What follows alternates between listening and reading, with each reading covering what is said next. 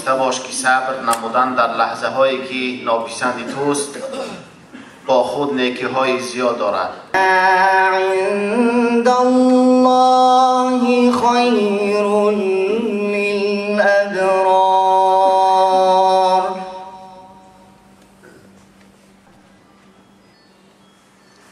ان الله بودند و می باشند که این گونه آزمایش ها و امتحان ها را با آمادگی کامل و اراده قوی استقبال نمودند، با شجاعت و استقامت و ایمان کامل به میدان مبارزه وارد می شوند.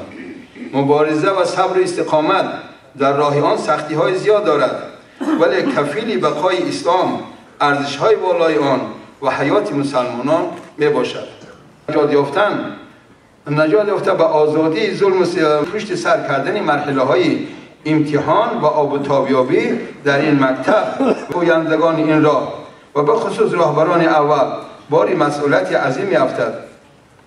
امروز که ما در صف این گونه حرکت اسلامی قرار داریم، چه مشکلاتی را پشت سر کردیم و رهبران فقید این حرکت استادان گرامی سید عبدالله نوری و محمد شریف همتزاده و یاران ایشان با مشکلات چگونه برخورد میکردند.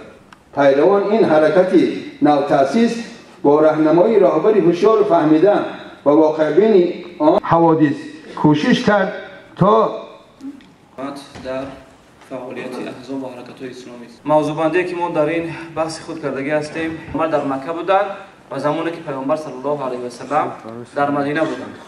باید تحلیل کنیم در اساس آیات‌های قرآنی که پیامبر از سیاست صبر و تحمل فقط در مرحله مکه استفاده می‌کردند یا در مرحله مدینه هم از همین سیاست استفاده کردگی هستند. که شما را به این همایش ملت‌های پیشین معلوم است که پیروان این حرکتی نوتأسیس با راهنمایی راهبر هوشیار فهمیده و واقع بین آن ملت و کشور دچار چندین تهدیدها است.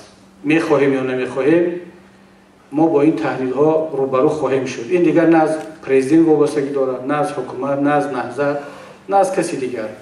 این بحران ها آمدنی است و آماده ایستاده است. یکیش افراطگرایی هست که به شدت و با سرعت جوانان ما را جذب کرده ایستاده است. سرعت رفتن جوانان تاجیک به سمت افراطگرایی بیشتر از آن هست که ما تصورش کرده ایستادیم و خودمون رو آماده میکنیم و من میترسم که این نتیجه گیری غلط انتخابات به این سرعت نیفزاید که البته ما نشانه هایش را از چپ و راست دیده ایستادیم، میشنویم. بیهوده این گونه سوال ها وقتی که در محفل های رسمی سوال گذاشته می شود که باید آینده نهضت روشن کرده شود که معنی صبر چیست و صبر تا به کی؟